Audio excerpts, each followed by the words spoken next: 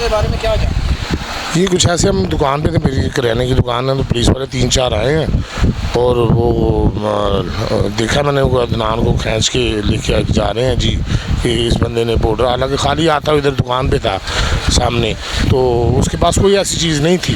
तो एक बंदा, जब क्योंकि हमारी कम्युनिटी का बंदा है और हमारी दुकान पे आना जाना भी है और वो पाउडर का ऐसा काम करता, तो हमें इल्म में होता हमारे में, लेकिन वो ऐसा कुछ नहीं था, उसके पास कुछ नहीं था और ऐसे ही उठा के उसको ले गया और काम का तकरीबन 9-9:30 बजे का टाइम था जी। मेरा देवर ਜਿਹੜਾ ਬਿਸ਼ਾਰਤ ਉਹ ਆਸ ਪਾਰਟਨਰਾਂ ਦਾ ਕਤਲ ਕੀਤਾ ਹੈ ਤੇ ਉਹਦੇ ਤੋਂ ਬਾਅਦ ਜਿਹੜਾ ਹੈ ਉਹ ਜਿਹੜੇ ਮੁਜਰਮ ਨੇ ਨਾ ਕੁਝ ਫੜੇ ਗਏ ਨੇ, ਕੁਝ ਜਿਹੜੇ ਮੁਜਰਮ ਮੇਰੇ ਨੇ ਨਾ ਉਹ ਸਾਕਾ ਪੁਲਿਸ ਵਾਲਾ ਜਿਹੜਾ ਹੈ ਉਹਨਾਂ ਨੂੰ ਪਨਾਹ ਦਿੰਦਾ ਹੈ, ਉਹਨਾਂ ਦੇ ਕੋਲ ਨੇ ਮੁਜਰਮ ਮੇਰੇ। ਫਿਰ ਉਹ ਮੇਰੇ ਤੇ ਫੈਰਨ ਕਰਕੇ ਗਏ ਨੇ, ਉਹ ਵੀ ਮੈਂ ਕਸਾਰ ਥਾਣੇ 'ਚ FIR ਕਟਾਈ ਗਈ, ਫੈਸਲਾ ਆਇਆ ਸੀ। ਉਹਦੇ ਤੋਂ ਬਾਅਦ ਫਿਰ ਉਹਨਾਂ ਮੇਰੇ ਨੂੰ ਸੁਨੇਹਾ ਜੇਲ੍ਹ 'ਚੋਂ ਭੇਜਿਆ ਹੈ ਵੀ ਤੇਰੇ ਬੇਟਿਆਂ ਤੇ असा पाउडर का परचा करना है, नहीं तो सुलह जल्दी तो जल्दी कर ला।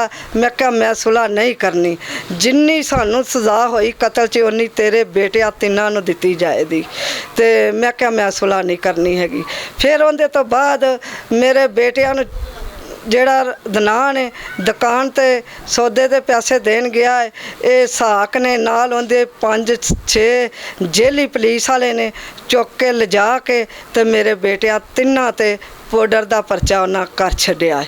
ਤੇ ਮੈਂ ਜਿੱਥੇ ਜਾਂਦੀ ਹਾਂ ਸਾਕਾ ਜਿਹੜਾ ਨਾ ਮੇਰੇ ਨਾਲ ਮੁਖਾਲਫ ਹੈ, ਉਹਨਾਂ ਦੇ ਜਿਨ੍ਹਾਂ ਮੇਰਾ ਕਤਲ ਕੀਤਾ ਹੈ ਤੇ ਇਹ ਉਹਨਾਂ ਨੂੰ ਟੇਕ ਦਿੰਦਾ ਪੁਲਿਸ ਵਾਲਾ ਹੋ ਕੇ। बाकी तो मुझे नहीं पता, मेरा दोस्त था, उसने मुझे कॉल की है रात को, तकरीबन 2-2:30 बजे का टाइम था। तेरा पारा थाने से जाके मैं लेके आया था उसे। अब क्या आप इनके मोहल्लेदार? यहाँ दुकान करता हूँ। तो ये सारा आपको आपके सामने हुआ? नहीं, मेरे सामने तो कुछ भी नहीं हुआ, लेकिन उसने मुझे कॉल की थी रात को, तकरीबन 2:30 बजे, 2-2:30 का टाइम था, तो मैंने जाके लाया था उसको।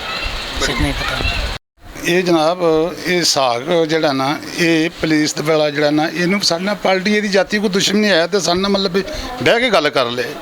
ਮਤਲਬ ਕਤਲ ਸਾਡਾ ਕੀਤਾ ਉਹਨਾਂ, ਦੂਸਰੀ ਪਾਰਟੀ ਨੇ ਇਹ ਉਹਨਾਂ ਨੂੰ ਪਨਾਹ ਦੇ ਕੇ ਮਤਲਬ ਸਾਡੇ ਤੇ ਆ ਕੇ ਆਏ ਦਿਨ ਰੋਜ਼ ਸਾਡੇ ਘਰ ਛਾਪੇ ਮਾਰਦਾ, ਸਾਡੇ ਘਰ ਦੀ ਤਲਾਸ਼ੀ ਕਰਦਾ। ਸਾਡੇ ਘਰ ਵਿੱਚ ਕਿਹੜਾ ਐਸਾ ਖੂਹ ਕੱਢਿਆ ਵੀ ਜਿਹਦੇ ਵਿੱਚ ਮਤਲਬ ਵੀ ਤੇਲ ਦਾ ਜਿਹੜਾ ਸਾਡੇ ਘਰੋਂ ਲੱਭਦਾ। ਮਤਲਬ ਪਹਿਲਾਂ ਇਹਨੇ ਨਜਾਇਜ਼ ਪਾਊਡਰ ਦਾ ਪਰਚਾ ਕੀਤਾ ਨੇ ਬੱਚੇ ਤੇ ਖੜ ਕੇ, ਉਹਦੀ 8 ਮਹੀਨਿਆਂ ਬਾਅਦ ਜ਼ਮਾਨਤ ਹੋਈ ਬੱਚੇ ਦੀ, 8 ਮਹੀਨਿਆਂ ਬਾਅਦ ਬੱਚਾ ਬਾਹਰ ਆਇਆ। ਮਤਲਬ 2 ਕਿਲੋ ਪਾਊਡਰ ਇਹਨੇ ਐਵੇਂ ਨਜਾਇਜ਼ ਖੜ ਕੇ, ਨਾ ਕੋਈ ਅਸੀਂ ਪਾਊਡਰ ਨੂੰ ਹੱਥ ਵੀ ਨਹੀਂ ਲਾਉਂਦੇ ਸੀ, ਅੱਜ ਤੱਕ ਪਾਊਡਰ ਦੀ ਸ਼ਕਲ ਨਹੀਂ ਵੇਖੀ, ਮਤਲਬ ਵੇਖਣਾ ਕੀ, असा दी शक्ल नहीं देखी भी उसका कलर क्यों हो जाता है। सर शाम का टाइम था, रात को तकरीबन 9:30 का टाइम था, अदनान को लेके इस तरफ जा रहे थे। कौन जा रहा था? पुलिस वाले थे। कितने लोग थे? लोग थे तीन लोग थे। ਮੈਂ ਤੇ ਨਵੀਰ ਰੋਜ਼ੀ ਸਟੋਰ ਤੇ ਉਹਨਾਂ ਦੇ ਪੈਸੇ ਦੇ ਰਹੇ ਸੀ ਦੁਕਾਨ ਵਾਲਿਆਂ ਦੇ। ਸਾਕ ਆਇਆ ਪਲੰਬਲਾ ਲੈ ਕੇ ਮੈਨੂੰ ਚੁੱਕ ਕੇ ਲੈ ਗਿਆ 9 ਵਜੇ ਨਾਲ, 9:30 ਵਜੇ ਨਾਲ। ਉਸ ਤੋਂ ਬਾਅਦ ਮੈਨੂੰ ਮਾਰਦੇ ਰਹੇ ਨੇ, ਮੇਰਾ ਹੱਥ ਵੀ ਤੋੜ ਦਿੱਤਾ ਨੇ, ਮੇਰਾ ਕੰਨ ਵੀ ਇੰਨਾ ਪਾੜਿਆ, ਹੱਥਾਂ ਪੈਰਾਂ 'ਤੇ ਮਾਰਦੇ ਰਹੇ ਨੇ। ਤੇ 3:10 ਤੇ ਇਹਨਾਂ ਮੇਰੇ ਤੇ ਪਰਚਾ ਦਿੱਤਾ ਤੇ ਨਬੀਲ ਨੂੰ ਛੋੜ ਦਿੱਤਾ ਸੀ। ਪੁਲਿਸ ਵਾਲੇ ਜਿਹੜੇ ਨੇ ਨਾ, ਇਹ ਰਾਤ ਦੇ 2-2 ਵਜੇ ਆਉਂਦੇ ਨੇ, ਕੋਈ ਸ਼ੈ ਨਹੀਂ ਫੜਦੇ, ਕੋਈ ਕੁਛ ਨਹੀਂ ਕਰਦੇ, ਲੰਬਾਰੀਆਂ ਬੋਲਦੇ ਨੇ, ਤਾਲੇ ਤੋੜਦੇ ਨੇ ਤੇ ਡਾਕੇ ਮਾਰਦੇ ਨੇ।